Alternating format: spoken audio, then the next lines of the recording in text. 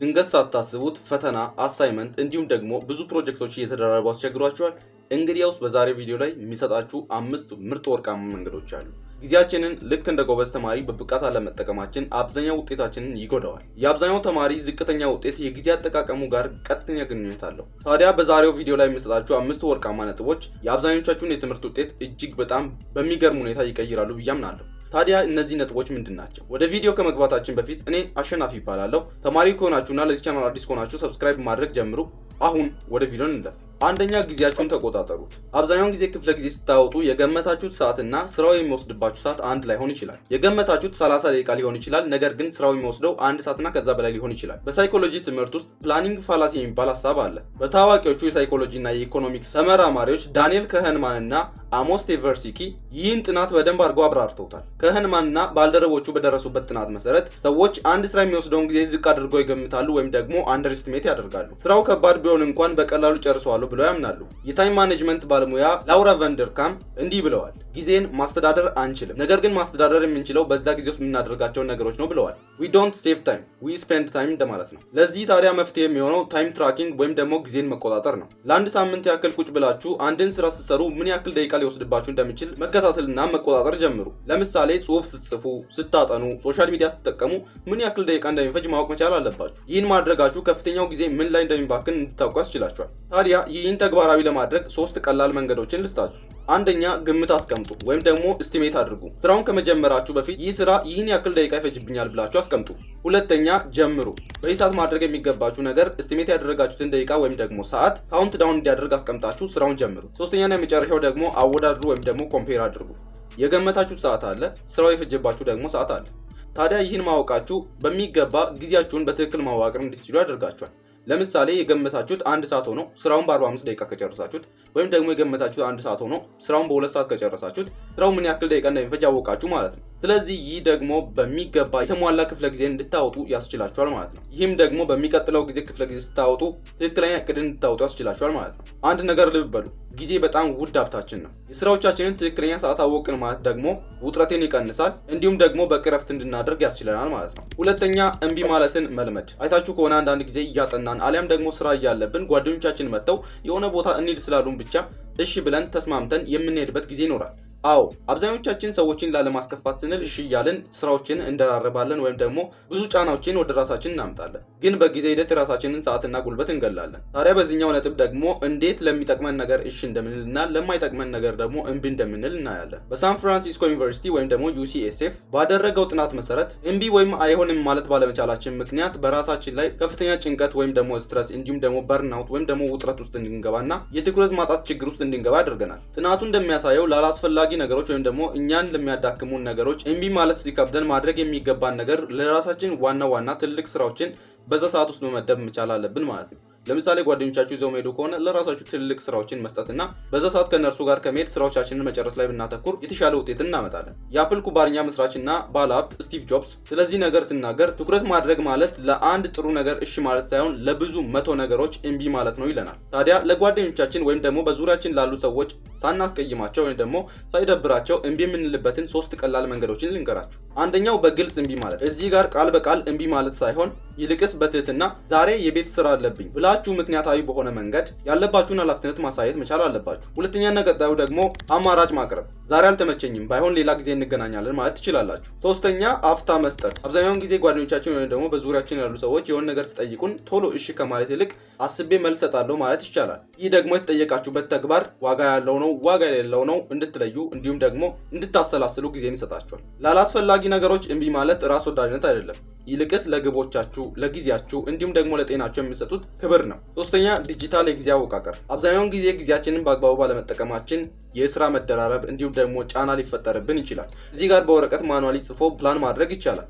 ነገር ግን ከዛ ይልቅ ዲጂታል ፕላነርን መጠቀም የተሻለ ውጤታማ ያደርጋል። የሃርቫርድ ዩኒቨርሲቲ ተመራማሪዎች ባደረጉት ጥናት መሰረት ጊዜያቸውን በዲጂታል ፕላነር ወይም ደግሞ በቀላሉ ስክሪን ሪማይንደር ላይ የሚጠቀሙ ተማሪዎች በአይምሯቸው ወይም ደግሞ በወረቀት ላይ ፕላን ከሚያደርጉ ተማሪዎች ይልቅ ውጤታቸው የተሻለ እንዲሁም ደግሞ የጭንቀት መጠናቸው ዝቅተኛ ሆኖ ተገኝቷል። ዲጂታል ፕላነር ጊዜያችንን መቆጣጠር እንድንችል እንዲሁም ደግሞ ስራችንን አስቀድመን እንድንመለከት ይረዳናል። ታዋቂው ቢዝነስማንና ጸሐፊ ፒተር ድራከር እንዲህ ይለናል፣ ሊለካ የማይችል ነገር ማሻሻል አንችልም፣ እንዲሁም ደግሞ ማስተዳደርም አንችልም ይለናል። if you can't measure it you can't manage it ይለናል። ጊዜን መለካት የምንችለው ደግሞ መመዝገብ ስንችል ነው። ታዲያ ጊዜን በዲጂታል መንገድ መመዝገብ ሲነሳ እኔም ደጋግሜ የሚያነሳው እንዲሁም ደግሞ የሚጠቀምበትን ጎግል ካላንደርን ነው። ታዲያ ይህን አፕሊኬሽን እንዴት እንጠቀም ለምለው 3 ቀላል መንገዶችን ልንገራችሁ።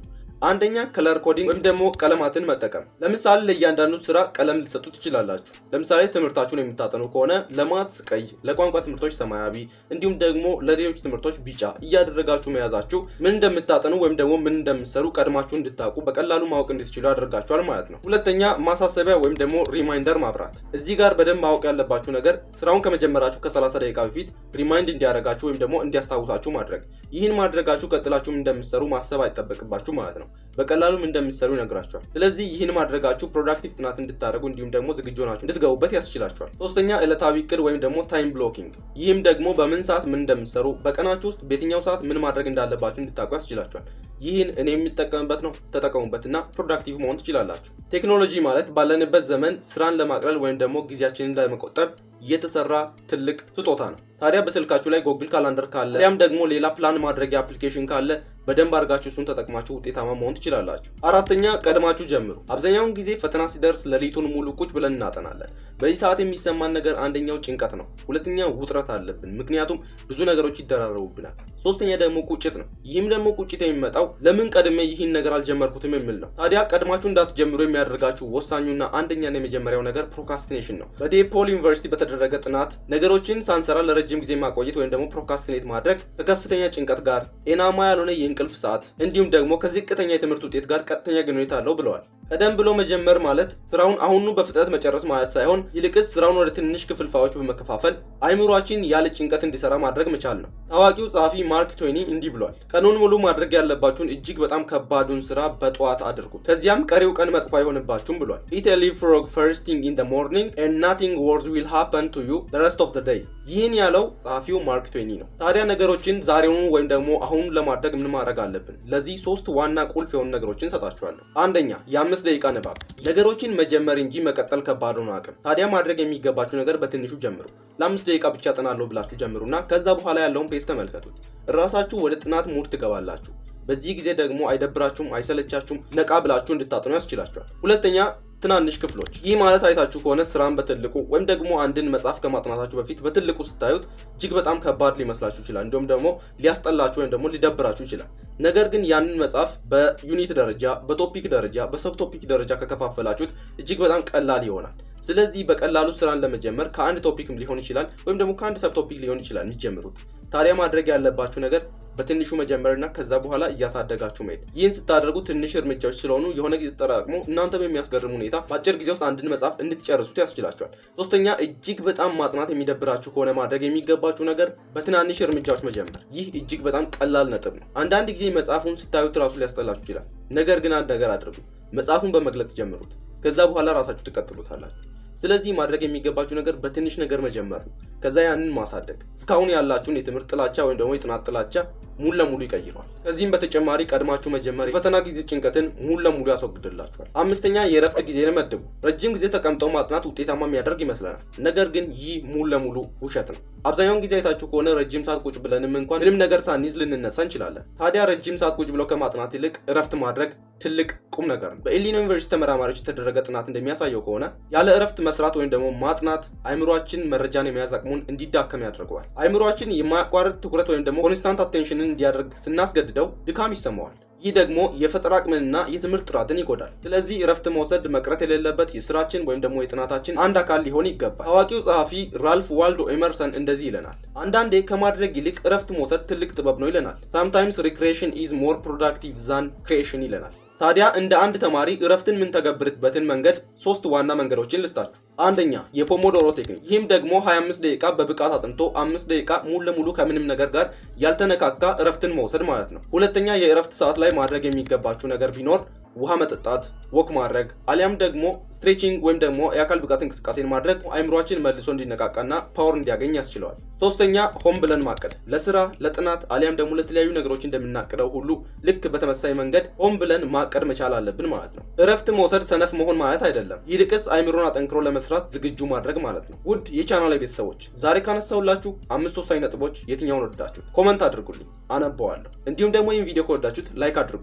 እንዲሁም ለዚህ ቻናል አዲስ ከሆናችሁና ተማሪ ከሆናችሁ እጅግ በጣም አሪፍ የሆነ የተማሪዎች ቻናል ስለሆነ ሰብስክራይብ ማድረግ ቤተሰብ መሆናችሁ እንዳትረሱ። አመሰግናለሁ። እኔ አሸናፊ ነበርኩኝ። በቀጣይና በአዲስ ቪዲዮ እስክንገናኝ ድረስ ፒስ አውት።